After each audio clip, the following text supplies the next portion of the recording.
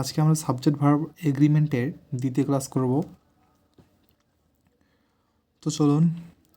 As well as, along with, besides, accompany, by, এই চারটা শব্দ যদি থাকে কোনো বাক্যে, সেটার ক্ষেত্রে কোন সাবজেক্ট হিসেবে ভার্বকে চেঞ্জ করতে হবে বা ভার্ব বসবে সেটা আমরা দেখব। যেমন এখানে একটা বাক্য হচ্ছে he along with his business partners, এখানে হ্যাভ অথবা হ্যাজ যে কোনো একটা হবে, অ্যাটেন্ডেড দ্য মিটিং, সে তার বিজনেস পার্টনারদের সাথে মিটিং অ্যাটেন্ড করবে। ঠিক আছে। এখন কথা হচ্ছে যে এখানে হ্যাভ হবে না, হ্যাজ হবে। তো এখানে হবে হচ্ছে হ্যাজ, হ্যাজ হবে। কেন হ্যাজ হবে? কারণ যখন অ্যালং উইথ বা এই চারটা শব্দ থাকবে তখন এখানে আসলে এই পুরোটাই আমরা হচ্ছে সাবজেক্ট, হ্যাঁ, নাউন ফ্রেজ আর কি। কিন্তু এখানে আবার মেইনলি দুইটা সাবজেক্টকে আপনি ফোকাস করতে পারেন। একটা হচ্ছে বিজনেস পার্টনার্স প্লুরাল, তো প্লুরাল হতে কি হ্যাভ হয়। আবার এখানে আসতে হচ্ছে হি, সিঙ্গুলার। কিন্তু যেহেতু এখানে অ্যালং উইথ আছে, এই জন্য আমরা প্রথম সাবজেক্ট বা প্রথম নাউন যেটা থাকবে ওইটার উপর বেস করে বা ওইটার উপর নির্ভর করে আমরা হচ্ছে সাবজেক্ট ভার্ব চেঞ্জ করবো বা ভার্ব বসাবো। যেহেতু এখানে হি বা প্রথম নাউনটা বা সাবজেক্ট নাউনটা হচ্ছে হি, সিঙ্গুলার, সো এখানে হবে হচ্ছে হ্যাজ। ওকে।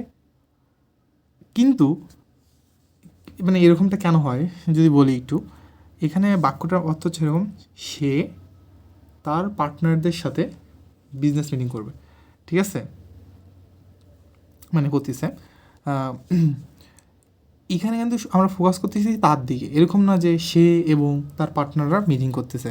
সে তার পার্টনারদের সাথে, এখানে শুধু সে মানে হিকে ফোকাস করা হয়েছে, এই জন্য হির উপর বেস করে ভার্ব বসাতে হবে। ঠিক আছে। যদি আমি নিচে একটা উদাহরণ লেখা আছে আপনারা দেখেন যে he and his business partners, এখানে কিন্তু আবার হ্যাভ হয়েছে। কেন হয়েছে? কারণ এখানে অ্যান্ড আছে।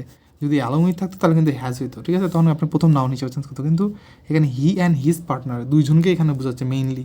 ঠিক আছে, সেই ক্ষেত্রে আপনি এই যে দ্বিতীয়টা যেটা আছে, দ্বিতীয় নাউন, এটার উপরে চেঞ্জ করবেন নাউন সাবজেক্ট, সেটা হচ্ছে পার্টনার্স। তো এখানে কী হবে? প্লুরালের জন্য হ্যাভ হবে। এখানে আবার আছে I as well as my friend am going to the concert, আমি মানে আমার ফ্রেন্ডের সাথে কনসার্ট যাব। ঠিক আছে, এখানে কথা হচ্ছে মাই ফ্রেন্ডের পরে অ্যাম কেমন লাগছে, মনে হচ্ছে যে ঠিক নেই এরকম। কিন্তু আপনাকে আমি বারবার বলতেছি এখানে অ্যাজ ওয়েল অ্যাজ আছে। ঠিক আছে, এই চারটা শব্দের মধ্যে এটা একটা আছে। তো অ্যাজ ওয়েল অ্যাজ থাকলে আবার কী হয়, প্রথম যে নাউনটা আছে সেইটা হিসেবে ভার বসাতে হয়। তো আয়ের পর কী হয়? আয়ের পর ইজ তো হয় না, আয়ের পর তো আর তো হয় না, তো এই জন্য কী হবে? অ্যাম হবে। ঠিক আছে, যেমন the PM accompanied by the ministers is having lunch, মানে প্রধানমন্ত্রীর সাথে মিনিস্টাররা লাঞ্চ করতেছে। ঠিক আছে, মানে এরকম না যে প্রধানমন্ত্রী এবং মিনিস্টাররা, এখানে ফোকাস করা হচ্ছে প্রধানমন্ত্রীর সাথে মিনিস্টাররা কী করতেছে? লাঞ্চ করতেছে। সো এখানে মেইন নাউনটা হচ্ছে the PM. So the PM হলে কী হবে? অবশ্যই ইজ হবে, এবার যেহেতু সিঙ্গুলার। ঠিক আছে, third person singular number, so is হবে। ওইটাকে আমি শর্টকাটে একটা রুলস বা সূত্র টাইপের করে দিচ্ছি বা গঠন করে দিয়েছি। নাউন অ্যান্ড নাউন থাকলে ভার্ব প্লুরাল ধরতে হবে। ঠিক আছে, মানে নাউন অ্যান্ড নাউন, যেমন আমি ওখানে বললাম যে অ্যান্ড থাকলে পারে, যেমন he and his business partners, তখন পার্টনার্স মানে নাউন যেটা প্লুরাল ছিল ওটা হিসেবে ভার্ব চেঞ্জ করছি বা ভার্বটাকে প্লুরাল করেছি। আর noun as well as besides, যে বাকি শব্দগুলো যদি থাকে তাহলে প্রথম নাউন হিসেবে সাবজেক্ট পরিবর্তন হবে। প্রথমটা যদি প্লুরাল হয় তাহলে প্লুরাল হবে, সিঙ্গুলার হলে সিঙ্গুলার। এবার আমরা দেখবো হচ্ছে ইদার অর, নাইদার নর এর।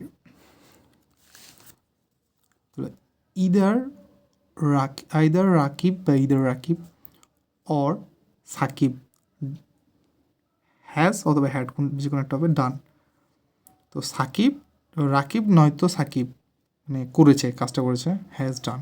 এখানে হ্যাজ হবে, কারণ হ্যাজ হচ্ছে কারণটা হচ্ছে এখানে লিখে রাখছি ভার্বের কাছাকাছি নাউন অনুসারে ভার্বের নির্ধারণ করতে বা ভার্বকে নির্ধারণ করতে হবে।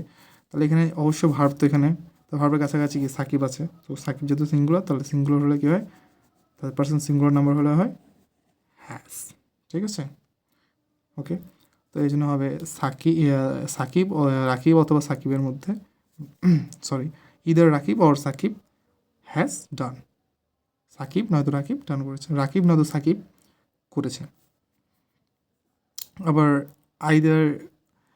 either Rakib or his friends have done this, Rakib অথবা তার ফ্রেন্ডরা এটা করেছে।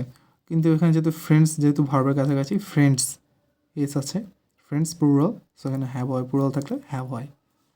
এবার নাইদারের ক্ষেত্রে neither I or my sister has seen the movie, শুধু আমি না আমার বোনও হচ্ছে মুভিটা দেখেছে। তো এখানে হ্যাজ হয়েছে কেন? কারণ তোমার হচ্ছে ভার্বের কাছে আছে মাই সিস্টার সিঙ্গুলার, এই জন্য এখানে হ্যাজ হয়েছে, ঠিক আছে। এখানে আরেকটা ব্যাপার হচ্ছে, মানে আরেকটা উদাহরণ আছে, যদি মাই সিস্টারটা আগে থাকতো আর আইটা পরে থাকতো তাহলে হয়তো নিদার মাই সিস্টার নর আই হ্যাভ, নর্মালি তো আমরা জানি যে প্লুরালের ক্ষেত্রে হ্যাভ হয়, বাট আইটা ব্যতিক্রম, so I have seen this movie, শুধু আমার বোন না আমিও মুভিটি দেখেছি। ওকে,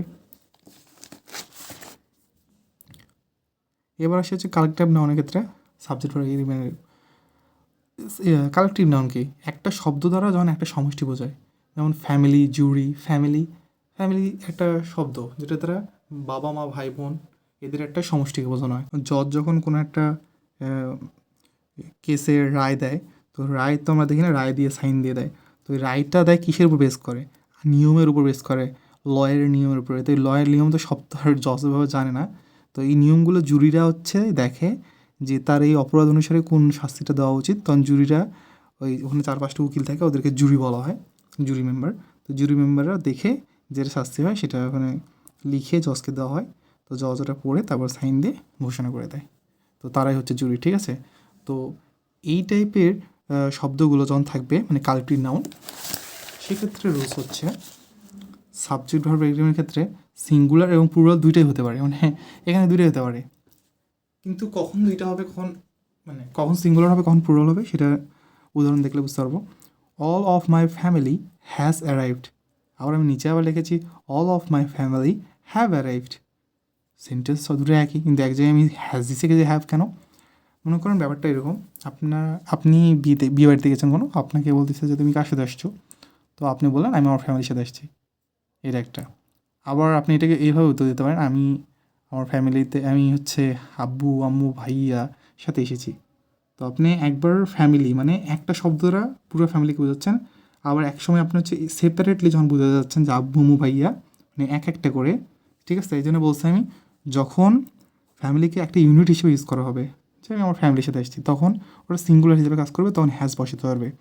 আর যখন ফ্যামিলিকে এরকম করে ইন্ট্রোডিউস করার চেষ্টা করবেন যে আব্বু আম্মু ভাইয়া, সেই ক্ষেত্রে ওটাকে আপনি হচ্ছে consider as a separate person, ঠিক আছে। ফ্যামিলি সাথে আসছেন কিন্তু ওটাকে আপনার কনসিডার করতেছেন সেপারেট পারসন হিসেবে, সেই ক্ষেত্রে প্লুরাল হিসেবে কাজ করবে, তখন হবে হ্যাভ, ঠিক আছে। এটি যেমন most of the jury is here, most of the jury are here, আর আপনি যদি আর বলেন তাহলে সেপারেটলি বোঝাবে, আর যদি ইজ বলেন বা সিঙ্গুলার হিসেবে ধরেন তাহলে সমষ্টিকে বোঝাবে, ঠিক আছে, বা পুরো ফ্যামিলি বা পুরো জুরিকে বোঝাবে। আর জুরি আর বা ফ্যামিলি হ্যাভ যদি বলেন সেক্ষেত্রে ওইটা মানে সিঙ্গল বা সেপারেটলি বোঝাবে।